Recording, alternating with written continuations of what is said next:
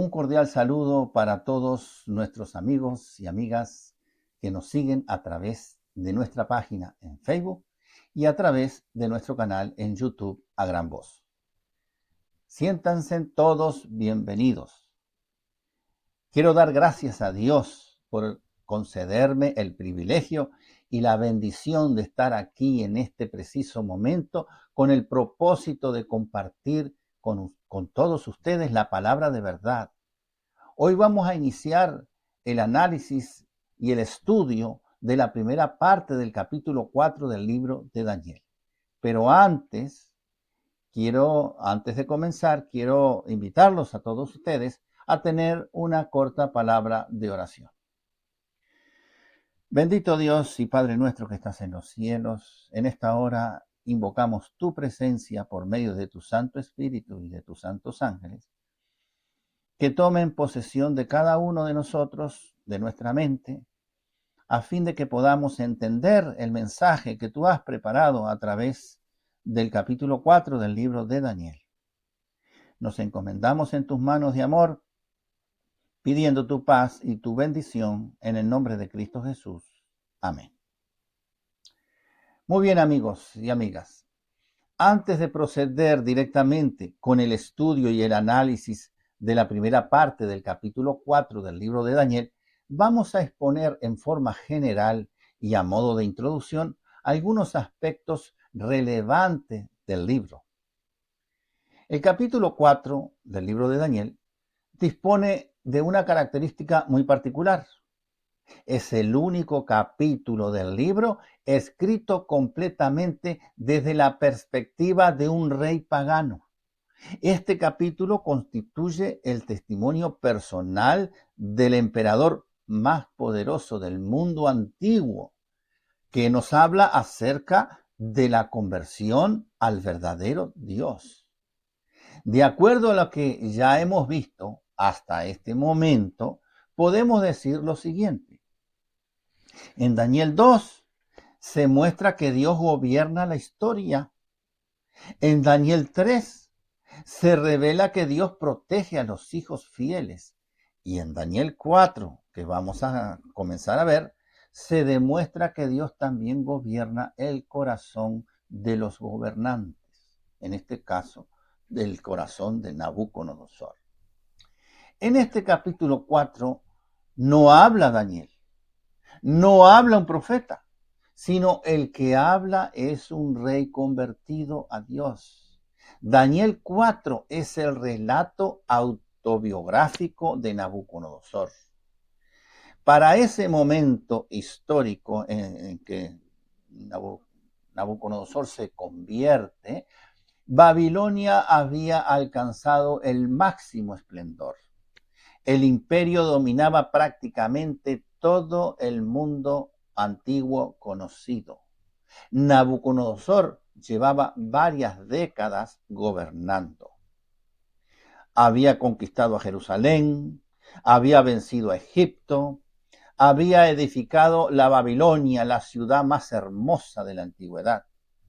Humanamente no tenía rival. Sin embargo, aún debía aprender una lección, la cual era que el verdadero rey del universo no era él. Y ese es precisamente el propósito del capítulo 4.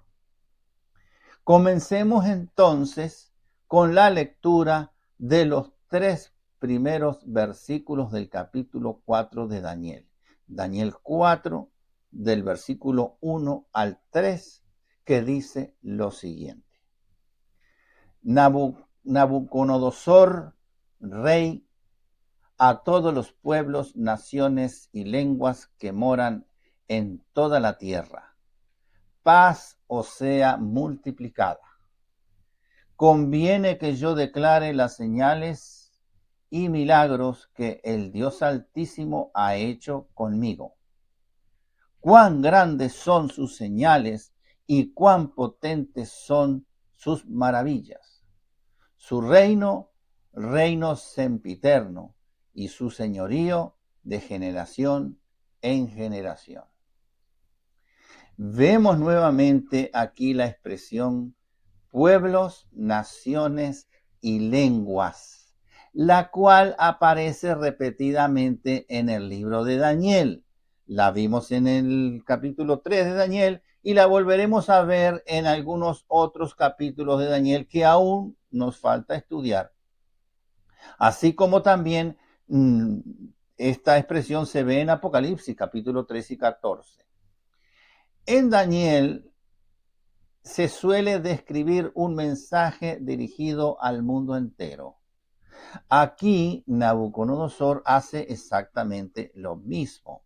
No está promulgando una ley, sino que está proclamando un testimonio, un cambio realmente enorme.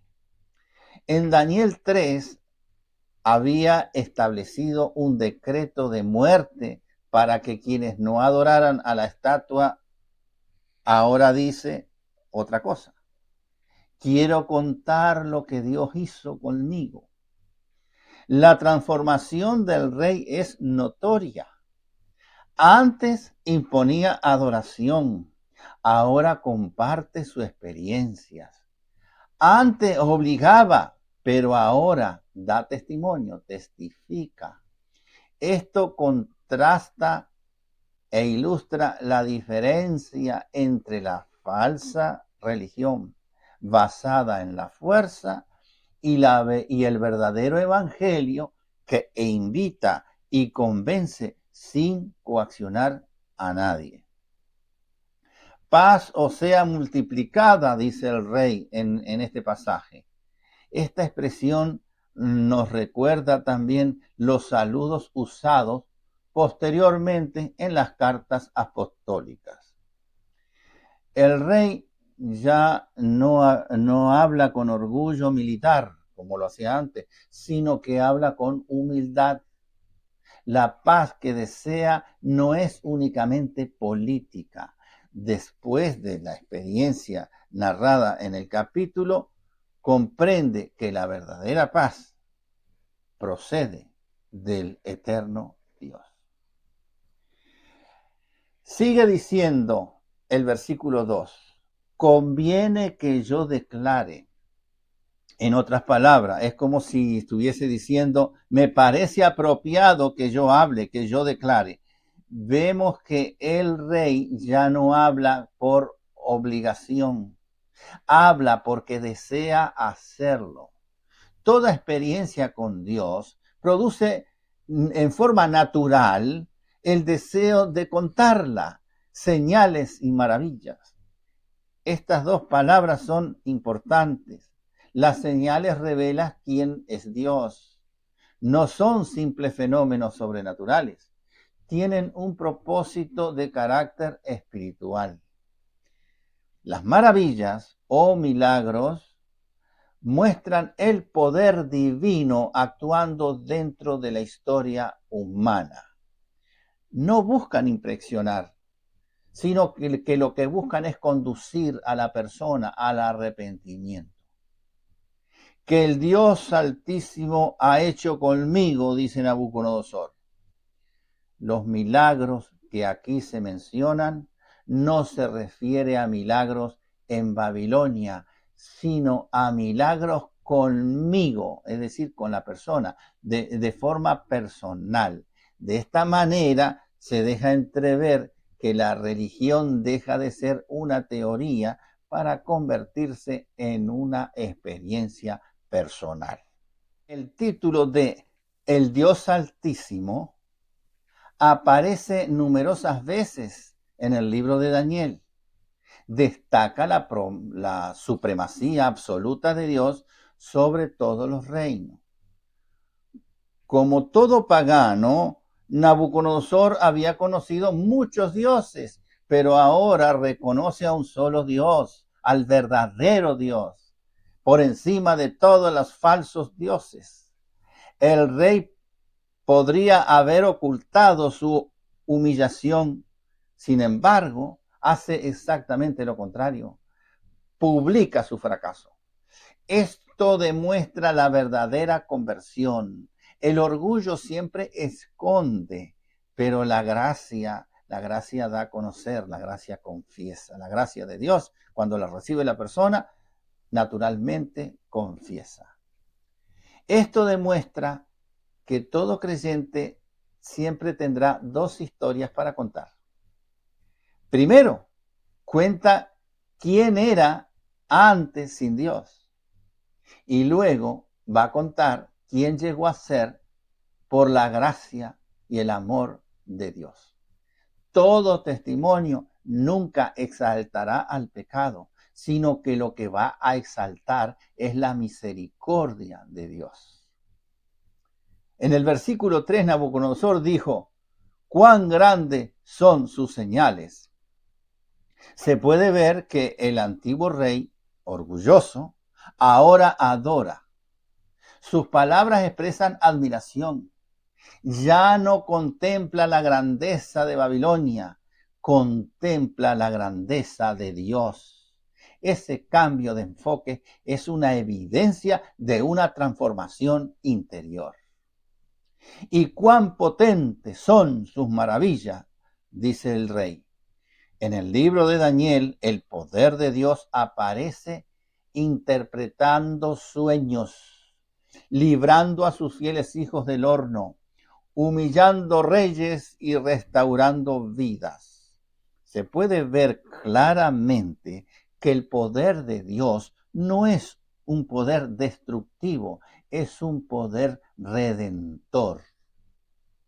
Su reino es un reino sempiterno, también está expresado en el versículo 3. Esta es otra de las confesiones muy importantes. Antes, Nabucodonosor pensaba que su reino era eterno, o por lo menos intentó que fuera eterno, o por lo menos él tenía en mente de que su reino fuera eterno. Pretendía que fuera su gobierno que nunca pasara, pero después de su conversión afirma que el reino eterno pertenece únicamente al Dios Todopoderoso, al Dios que creemos todos nosotros hoy. Ese reino sí es eterno.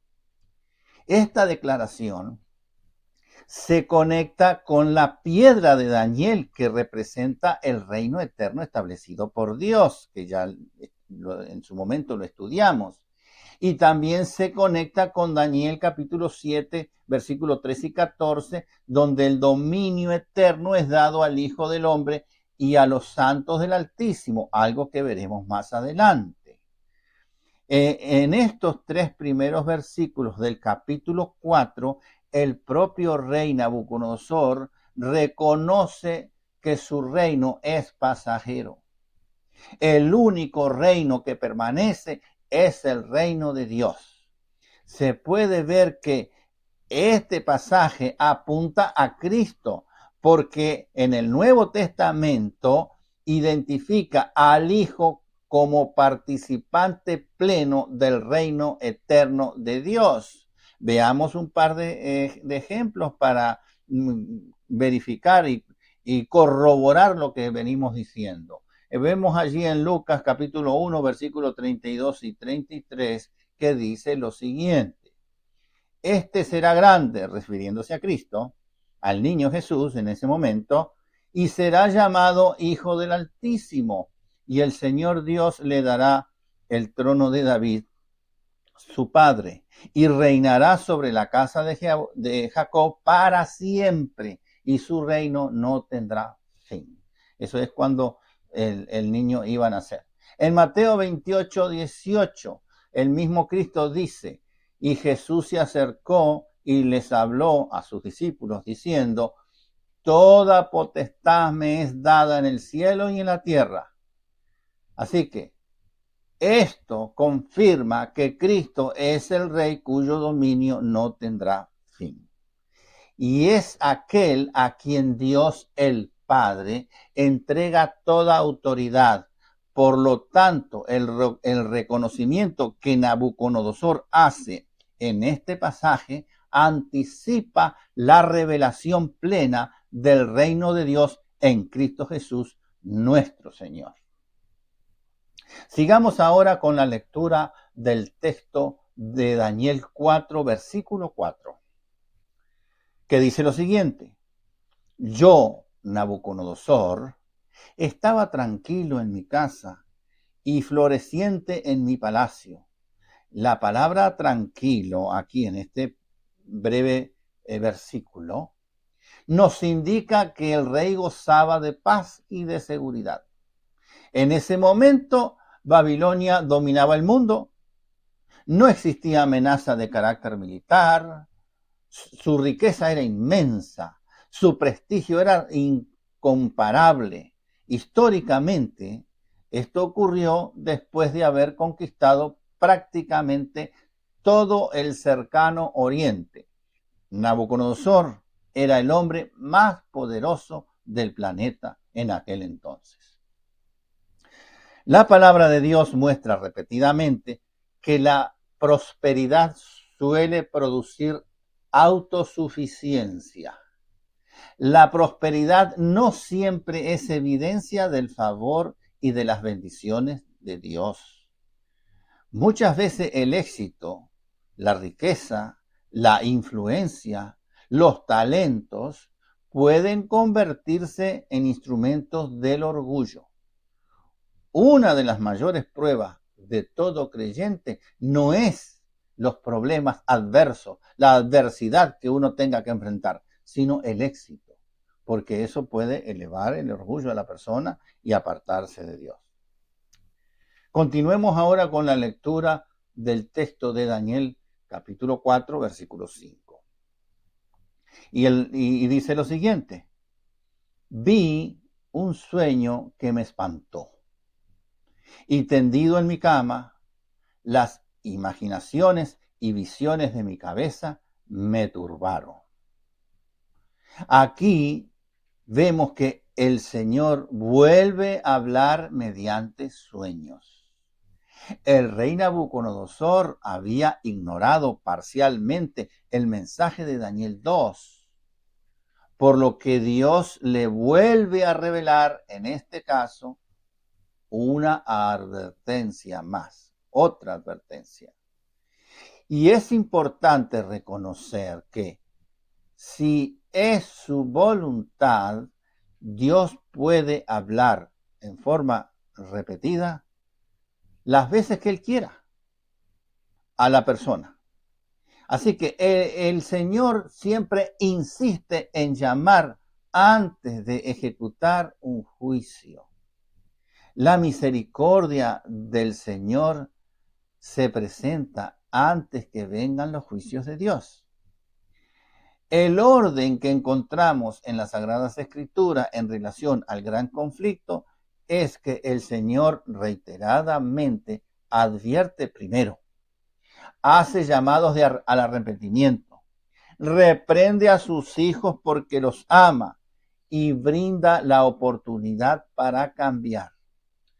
Obviamente, todo esto tiene un límite. El llamado no va a ser para siempre. Y entonces, después que se completó el límite del Señor, después que Él la llamó y reprendió y dio oportunidades de cambio, entonces después envía sus juicios. Pasemos a leer ahora Daniel capítulo 4, versículos 6 y 7, que dice lo siguiente: Por esto mandé que viniera delante de mí todos los sabios de Babilonia para que me mostrasen la interpretación del sueño. Y vinieron magos, astrólogos, caldeos y adivinos, y les dije el sueño, pero no me pudieron mostrar su interpretación.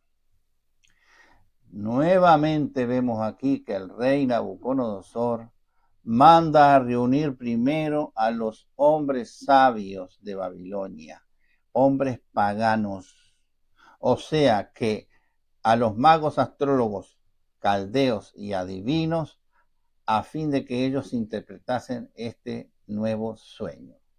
Según parece, al rey se le olvidó lo que ya sabía desde el sueño anterior del capítulo 2, acerca de la imagen compuesta de diferentes metales que nosotros estudiamos en el capítulo 2, que quien sí pudo realmente interpretar el sueño fue únicamente Daniel como representante de Dios. Recuérdese que no fue Daniel, sino que Dios obró a través de Daniel y le dio sabiduría a Daniel para que él tuviese la capacidad de conocer el sueño y su interpretación. Al rey se le olvidó eso. Esto nos da a entender que toda persona que no tenga a Dios en su corazón suele confiar en los recursos humanos y no en el Señor Dios Todopoderoso. También esto refleja la lucha entre la sabiduría humana y la revelación divina. De acuerdo al pasaje, los sabios vinieron ante el rey, pero ellos volvieron a fracasar. No pudieron mostrar la interpretación del sueño, lo cual implica que la sabiduría del mundo tiene su límite, es limitada. Sigamos entonces con la lectura de Daniel 4, versículos 8 y 9, que dice lo siguiente: hasta que entró delante de mí Daniel, cuyo nombre es Belsasar, como el nombre de mi Dios, y en quien mora el espíritu de los dioses santos. Conté delante de él el sueño, diciendo: Belsasar, jefe de los magos, ya que he entendido que hay en ti espíritu de los dioses santos, y que ningún misterio se te esconde, declárame las visiones de mi sueño que he visto y su interpretación. Finalmente llega Daniel ante el rey y Nabucodonosor le dice: en quien mora el espíritu de los dioses santos. El rey aún no comprendía plenamente al Dios verdadero, porque hablaba usando el lenguaje de la religión pagana. Daniel nunca corrigió inmediatamente. Cada expresión teológica que el rey hablaba, y que la hablaba, digamos, en términos paganos, Daniel primero permitió que Dios obrara en el corazón del rey. Nótese que el rey dijo Daniel, cuyo nombre es Belsasar. El rey le da prioridad al nombre hebreo. Esto puede indicar el enorme respeto que Daniel había ganado ante el rey. Daniel era conocido por su integridad, por su sabiduría, por su fidelidad y pureza. Su vida era un ejemplo, una vida ejemplar que daba un gran testimonio antes que sus palabras. Y eso es muy importante en las personas, que el testimonio de cada persona, de cada cristiano, de cada uno de nosotros, hable mejor que nuestras palabras. Pasemos a leer el pasaje siguiente en Daniel 4, versículos 10 al 12, que dice lo siguiente: estos fueron las visiones de mi cabeza mientras estaba en mi cama. Me parecía ver en medio de la tierra un árbol, cuya altura era grande. Crecía este árbol y se hacía fuerte, y su copa llegaba hasta el cielo, y se le alcanzaba a ver desde todos los confines de la tierra. Su follaje era hermoso y su fruto abundante, y había en él alimento para todos. Debajo de él se ponían a la sombra las bestias del campo, y en sus ramas hacían morada las aves del cielo. Y se mantenía de él toda carne. En este otro sueño del rey Nabucodonosor, vemos que aparecía un árbol gigantesco que llegaba hasta el cielo, el cual poseía características muy importantes. Era grande, continuaba creciendo, Era fuerte, era visible de todos lados de la tierra, proveía de alimento y de sombra para todos, protegía a los animales del campo y daba hospedaje a las aves del cielo. Aquí debemos reconocer que este árbol del sueño de Nabucodonosor es un símbolo que, según veremos en los versículos más adelante, en este mismo capítulo, que el árbol representa tanto al rey de Babilonia como al imperio babilónico en su máximo esplendor. Reconociendo además que fue Dios quien había permitido que Babilonia alcanzara ese tan grande poder. No era un mérito exclusivo de Nabucodonosor, por cuanto Dios le había dado el reino, tal como lo confirma el apóstol Pablo en Romanos capítulo 13, versículo 1. Y ponga atención en lo que dice: sométase toda autoridad a las autoridades superiores, porque no hay autoridad sino la de parte de Dios, y las que hay por Dios han sido establecidas. Más claro es imposible. Toda autoridad proviene de Dios. Así que Dios le había dado la autoridad a Nabucodonosor para que llegara a ese máximo esplendor.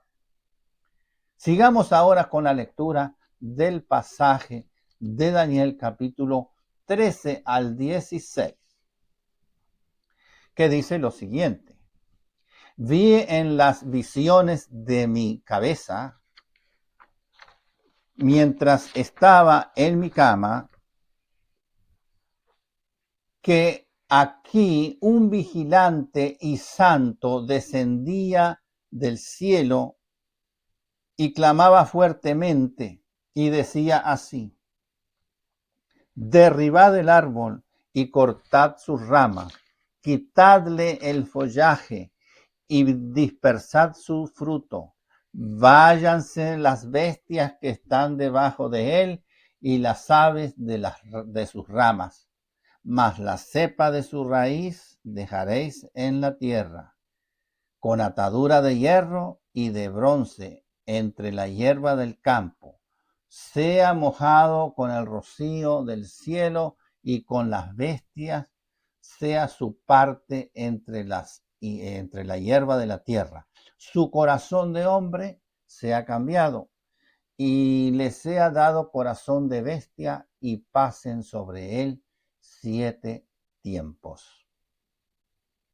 Vamos a comprobar a continuación que en este pasaje aparecen algunos detalles muy interesantes. Por ejemplo, el rey habla de un vigilante y santo que descendía del cielo. Empecemos por preguntar: ¿quién es ese vigilante? Sin lugar a dudas, en este contexto, ese vigilante es un ángel celestial.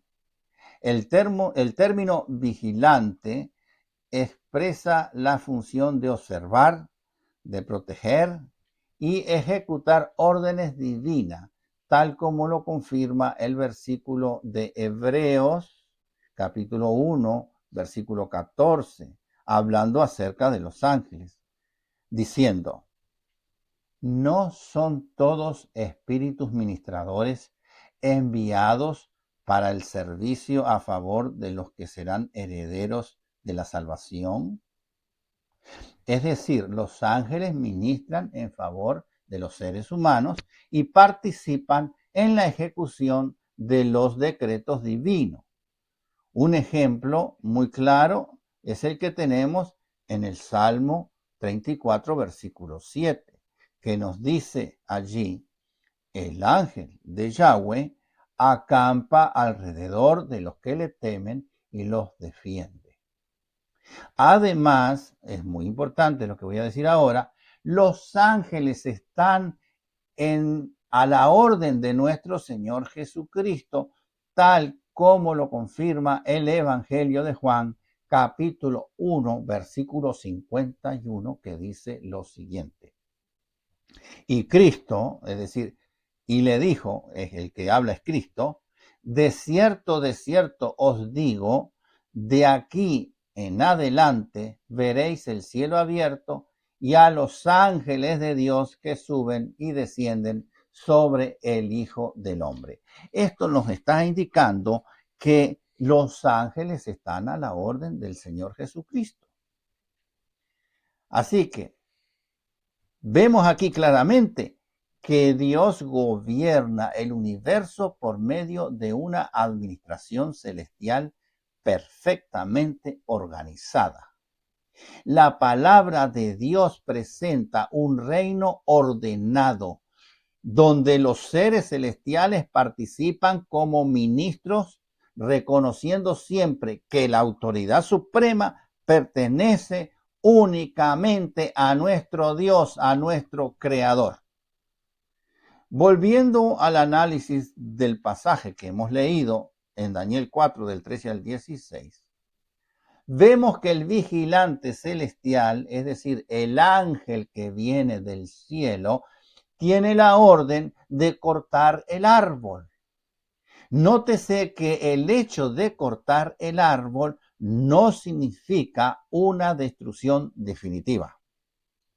Obsérvese que si bien el árbol es cortado, la raíz permanece intacta, al igual que la parte inferior del tronco, es decir, la cepa y el tocón, que son los nombres que se les da a la parte inferior del tronco del árbol, que viene siendo justamente la base del árbol.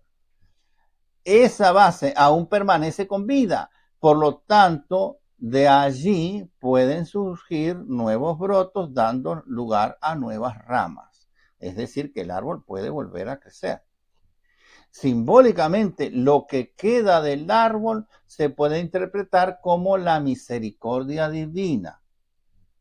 El juicio de Dios nunca va a exceder el propósito redentor que tiene su juicio. La parte inferior que queda del tronco, la cepa y el tocón, se puede interpretar como la esperanza, la restauración o la oportunidad de salvación futura. En el versículo 15 dice, con ataduras o cadena de hierro y de bronce. Históricamente, esta atadura en el tocón se colocaba con el propósito de proteger la parte inferior del tronco del árbol para que no fuera arrancado totalmente de raíces. Ahora bien, como se pudo apreciar en estos últimos textos, lo que ya hemos comentado, incluyendo además el versículo 15, y lo que dice a continuación, sea mojado con el rocío del cielo.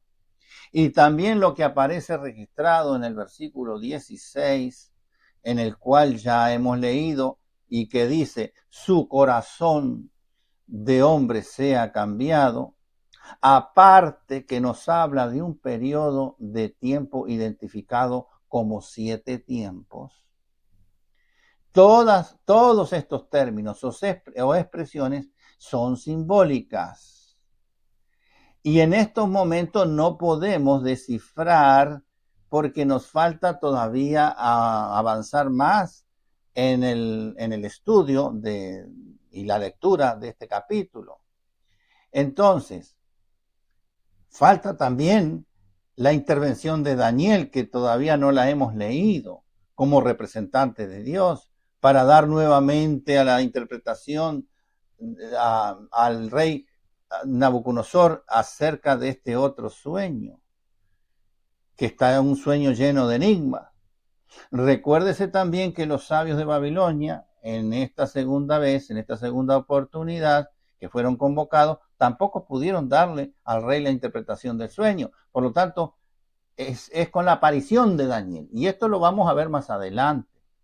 Por consiguiente, vamos a detener el estudio y en el análisis de la primera parte del capítulo 4 en este momento. Por consiguiente, Quedan todos cordialmente invitados para ver la segunda y tercera parte del capítulo 4 del libro, a fin de que podamos comprender cuál es el mensaje de Dios para nosotros hoy, por medio de este capítulo. Así que resta decirle a todos los amigos y amigas que nos siguen a través de la página en Facebook como en YouTube, de nuestro canal La Gran Voz, que compartan estos estudios con sus familiares y amigos, con el fin de que ellos conozcan más acerca de las maravillas de nuestro Creador, de nuestro Dios, en el cual nosotros creemos. Hermanos, estamos viviendo momentos muy solemnes. La venida de Cristo se aproxima a gran velocidad, así que es necesario que en estos momentos nosotros estemos estudiando las profecías, y eso es lo que estamos haciendo con el libro de Daniel. Es mandatorio que ustedes lo estudien, lo entiendan, lo comprendan, pero sobre todo que lo compartan también para que otros tengan la oportunidad de alcanzar el perdón, la salvación y la vida eterna en Cristo Jesús. Que la bendición de Dios, del Padre, del Hijo y del Espíritu Santo permanezca en todos ustedes y en cada uno de nosotros. Es mi deseo y mi oración.